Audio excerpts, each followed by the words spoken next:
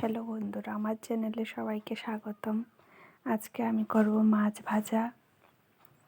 এই যে দুটো লেজ ছিল, ওই দুটোকে একটু তেল, হলুদ আর লবণ দিয়ে ভেজে নিলাম। এরপর মাছের মাথা দুটোকে ভাজবো খুব ভালো করে। এরপরে এগুলোকে একটু ভেঙে নিলাম। আজকে করব মাছের মাথাকে ভেঙে একটু মুড়ি ঘন্ট টাইপের করব আলু দিয়ে। এটা ভাজা হয়ে গেলে একটু পেঁয়াজ কুচি ভাজা করব। এর মধ্যে আলুগুলো দিয়ে দেব, সিদ্ধ করা আলু। এরপর স্বাদ মতো লবণ, হলুদ গুঁড়ো, মরিচ গুঁড়ো, জিরা গুঁড়ো দিয়ে ভালো করে মিশিয়ে এরপর জল দিয়ে একটু সিদ্ধ হওয়ার জন্য রেখে দেব।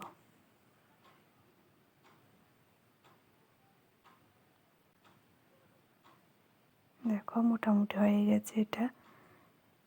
এই দেখো নামিয়ে নিয়েছি।